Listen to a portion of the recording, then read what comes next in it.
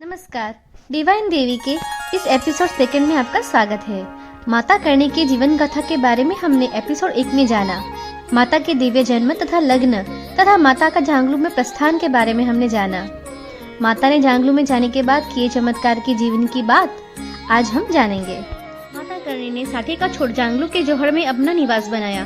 दूसरे दिन माता के भक्त राव रिडमल जोहड़ में जाके माता कर्णी को प्रणाम किया तथा माता को कहा, इस भूमि का मालिक राव कान्हा है। अगर ये भूमि मेरी होती तो आधा राज्य आपको भेंट कर देता। माता रिडमल की भक्ति से प्रसन्न होकर नौकोटी मारवाड़ के शासक बनने का वरदान दिया। उसी रात जोहड़ के वन में वर्षा हुई तथा 2 तालाब पानी से भर गए। गाय सुखपूर्वक रहने लगी। राव कान्हा रिडमल को मिले वरदान से क्रुद्ध था। उसने अपने सेवक अर्जुन तथा बीजा को कर्ण जी को जोहड़ से वन के निकालने के लिए भेजा। माता ने उनको गिदर मुहा बना के भगा दिया। दूसरे दिन सुबह राव कान्हा 50 सवारों के साथ माता को निकालने के लिए जौहर के वन में पहुंचा। उसने वहां कर्ण जी तथा उनके ससुर को अपशब्द बोले। माता ने उसको लौट जाने के लिए कहा, परंतु वह नहीं माना। तब माता ने कहा, अगर तुम आवड़ माता की पेटी को उठाओगे तो मैं अभी चली जाऊंगी। राजा तथा उसके सेवक तथा हाथी ने अथक प्रयत्न किया, पर संदूक तनिक भी नहीं हिला पाए तथा उस खींचतानी में संदूक का पाया टूट गया। माता ने तब कहा, हे कान्हा, तेरी उम्र तो खंडित हो गई। तब राव कान्हा ने कहा, तेरे जैसी कई जादू टोना करने वाली देखी है तथा कहा कि तुम भविष्य नहीं बता सकती। अगर तुम भविष्य बता सकती हो तो मेरी मृत्यु के बारे में बताओ। तब कर्ण जी ने जाल वृक्ष की लकड़ी से जमीन पे रेखा खींचकर कहा, जैसे ही तू रेखा उल्लंघन करेगा तेरी मृत्यु हो जाएगी। कान्हा ने रेखा को पार करने के लिए घोड़े को एड़ लगाई। तभी सिंह ने प्रकट होकर कान्हा को मार दिया। यह दृश्य देखकर सेवक भयभीत होकर भाग गए। उन्होंने पीछे मुड़कर देखा, तब सिंह की जगह त्रिशूलधारी कर्णी जी को खड़े देखा। माता के हाथ की वह पेटी आज भी देशनोक के तिमड़राय मंदिर में पूजा के हेतु ही रखी हुई है। राव कान्हा का वध करने के बाद माता ने राव रिडमल को झांगलू तथा मंडोवर के राजा के रूप में राज्याभिषेक किया। रिडमल ने आधा राज्य देवी को भेंट करना चाहा। माता ने तब मना किया।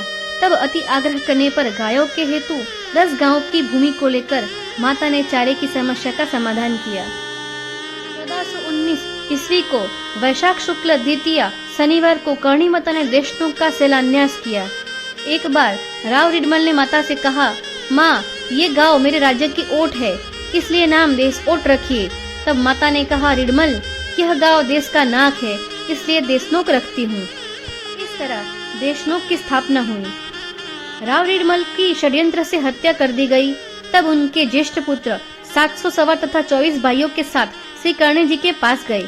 वहां जाकर अपने दुख की बात कही। तब माता ने कहा, राव रिडमल ने लोभवश अपना विवेक खो दिया, इसलिए उसका अंत हुआ।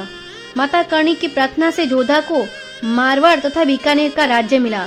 माता के वरदान से पुनः राज्य प्राप्त कर राव जोधा ने मंडोवर से 5 मील दूरी पर पहाड़ी झरने के पास दुर्ग नगर निर्माण की बात सोची और उस बात पर माता को आमंत्रण दिया।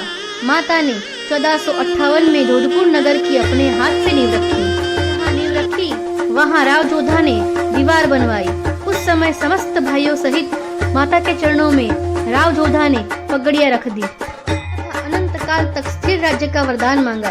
तब माता ने कहा, हे राजा, परिवर्तन संसार का नियम है, फिर भी मेरा वरदान है कि 28 पीढ़ी तक तुम्हारी संतानें इस पृथ्वी का उपभोग करेगी। राव जोधा के पुत्र राव बीका अपने पूर्वजों की तरह माता के अनन्य भक्त थे।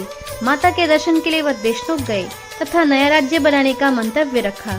माता कर्णी ने आशीर्वाद देते हुए कहा, हे राजा, तेरा प्रताप जोधा से भी सवाया बढ़ेगा। कुछ समय बाद माता ने अपने भक्त पुगल नरेश रेखा भाटी को अपनी पुत्री का विवाह राव बीका से करवाने के लिए कहा, परंतु शेखा भाटी तैयार नहीं हुआ। माता ने कहा, हजारों तुम्हारे जैसे राज्य बीका के सेवक होंगे। तुम्हारी पुत्री के भावी पति बीका उनके भाग्य से आपके जमाता बनेंगे। उस पर शेखा भाटी ने माता के पैर छूकर वापस अपनी नगरी चला गया। कुछ दिनों बाद राव शेखा मुल्तान गए। तब मुल्तान के राजा की कैद में पड़े। राजा ने उनको कैद कर लिया। शेखा भाटी की पत्नी ने देशनोक जाकर माता की प्रार्थना करी तथा निवेदन कहा कि हे माता, रंगकुंवरी का विवाह आपकी इच्छा अनुसार राव बीका से करेंगे, परंतु पिता की अनुपस्थिति में कन्यादान कैसे संभव हो पाएगा। माता ने शेखा भाटी की पत्नी को विवाह की तैयारी करने के लिए कहकर आश्वस्त किया। माता अपनी दैविक शक्ति से मुल्तान पहुंची तथा राव शेखा को शपथ दिलाए। माता ने सफेद चील का रूप धारण कर शेखा भाटी को मुल्तान से उड़ाकर पुबल पहुंचाया। माता ने राजकुमारी का विवाह बीका राव के साथ करवाया। कहा जाता है मुल्तान से पुबल पहुंचकर किले के पूर्वी प्रवेश द्वार पे माता ने विश्राम किया था तथा अपने त्रिशूल को जमीन में गाड़ दिया था तथा वरदान दिया था कि जब तक त्रिशूल पुबल में है तब तक भाटियों का राज बना रहेगा। आज भी वहाँ पर त्रिशूल स्थित है। राव बीका ने माता कर्णी जी के आशीर्वाद से भाटों तथा जाटों पर विजय प्राप्त किया तथा माता के स्वीकृति से राती घाटी नामक स्थान पर माता के हाथों अपने गढ़ की नींव रखवाई, जो आज राव बीका के नाम पर यह नगर बीकानेर से नाम से जग प्रसिद्ध है। माता ने पुत्र लक्ष्मण को भी जीवित दान दिया था। देवपाजी तथा गुलाबबाई का एक छोटा पुत्र लक्ष्मण राज था, जो कपिल मुनि धाम कोलायत गए। वहाँ स्नान करते समय डूब जाने से उनकी मृत्यु हो गई। गुलाबबाई विलाप करते हुए पुत्र शव को माता कर्णी के पास ले गए तथा पुत्र का प्राण मांगा। तब माता यमलोक गए तथा लक्ष्मण राज का जीव मांगा। तब यमराज ने कहा, हे माता, विधि का विधान में फेरफार नहीं हो सकता है। एक बार यहाँ जीव आने के बाद कभी वो वापस नहीं जाता है। परंतु माता ने अपना विराट रूप धारण कर कहा, हे यमराज, कभी कोई माता अपने पुत्र को लेने कभी आई थी? तथा कहा, यमराज, आज के बाद मेरे वंशज यानी देवपाजी के वंशज मरकर काबा यानी मंदिर का चूहा बनेंगे, यमलोक नहीं आएंगे। तब से चूहे के रूप में उनके वंशज माता के मंदिर में निवास करते हैं। इन चूहों को काबा कहते हैं। देवपाजी के वंशजों के कोलायत का पानी वर्जित कर दिया गया तथा इस तरह माता ने लक्ष्मण को जीवन दान दिया। इन काबों को लड्डू, पेड़े, दूध, मिठाई दिए जाते हैं। यह काबों की विशेषता ये है कि ये चूहे मंदिर के बाहर नहीं जाते, इसलिए कहा गया है कि काबो लौटते नहीं कार। इनमें माता कर्णी सफेद काबे के रूप में दर्शन देते हैं। बीकानेर के महाराणा गंगा सिंह जी सफेद काबे के दर्शन के बाद ही नगर से बाहर जाते थे। इसलिए माता के बारे में कहा गया है, दूठी दिए दिकरा ने रूठी लिए राज। यानी माता की प्रसन्नता पर माता पुत्र का वरदान देती है तथा माता क्रुद्ध होने पर राजा का राज्य भी छीन लेती है। कर्णी माता आवड़ माता के परम भक्त थे, इसलिए उनके दर्शन करने के लिए वो बार बार तेमड़ राय जाया करते थे। एक बार तेमड़ राय के दर्शन के जाते समय माता ने राव जेठी को मृत्यु के मुख से वापस लाकर उनका रोग ठीक किया था। माता ने जगड़ू शेठ की नाव को तूफान से बचाकर किनारे लगाया था। जब यह घटना हुई तब माता देशमुख में गाय का दूध निकाल रही थी। माता ने सेठ की नाव बचाई तथा अपनी गीली अंगिया को निचोड़ते हुए पानी को कहा, जा बाड़े में समा जा। समुद्र का पानी बाड़े में समा गया। आज भी देशमुख के भवन में मकान निर्माण करते समय पानी के लिए बाड़ा बनाते हैं। कर्णी माता को गाय बहुत प्रिय थी। माता के पास बहुत सारी गायें थी। इन गायों की रखवाली दशरथ मेघवाल नाम का सेवक था। दशरथ मेघवाल का गाय की रक्षा करते समय जब मृत्यु हुई तब माता ने पुत्रों को बुला के आज्ञा दी कि संसार गमन के बाद जब मेरा मंदिर बनेगा वहाँ दशरथ मेघवाल का स्थान बनाया जाए। आज माता के मंदिर के सिंह द्वार के भीतर दाहिनी ओर पर दशरथ मेघवाल की पूजा होती है, जिन्हें देशनोक का कोतवाल कहा जाता है। माता ने एक दिन अपने कुटुंबियों को बुलाकर कहा, धरती पर मेरा कार्य समाप्त हो गया है, मैं इस देह को छोड़ना चाहती हूँ।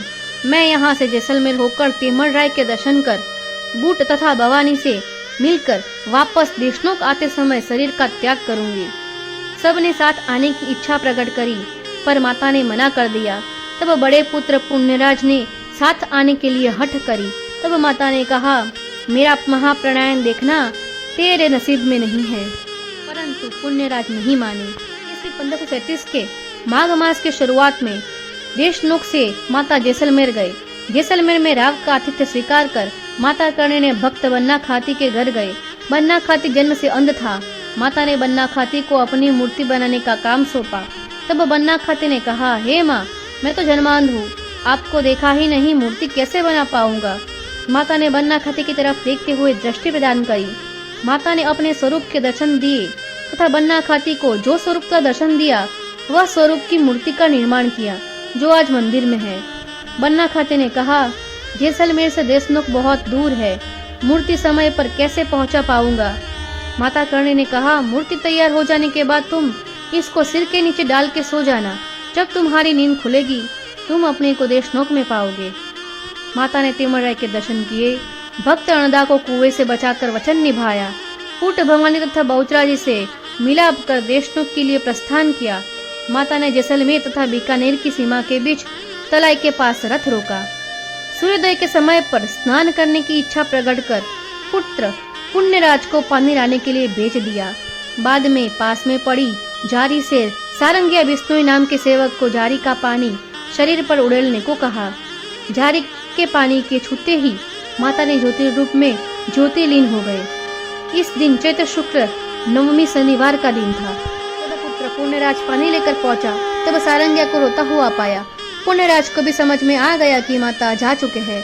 पुण्यराज रोने लगा। तब आकाशवाणी हुई, तुम देशनोक पहुंचो। आज से चौथे दिन बन्ना खाती मेरी मूर्ति लेकर देशनोक के गुम्बारे के बाहर सोया हुआ मिलेगा। वह मूर्ति को मेरे बनाए हुए गुम्बारे में स्थापित कर देना। मैं उस मूर्ति में वास करूंगी। जिसे कुछ प्रार्थना करनी हो वहां पुकारेगा तो अवश्य मैं सहायता करूंगी। चैत्र शुक्ल 14 गुरुवार को वह मूर्ति की स्थापना मंदिर में कर दी गई। वह मूर्ति जैसलमेर के पीरे पत्थर की बनी हुई है। माता का मुंह लंबा, सिर पर मुकुट, कानों में कुंडल, दाहिने हाथ में त्रिशूल तथा बाएं हाथ में नरमुंड है तथा त्रिशूल के नीचे महिष का सिर है। माता के वह मंदिर में ऊंच नीच का कोई भेदभाव नहीं है। यहाँ तक कि पर्दा प्रथा भी नहीं है।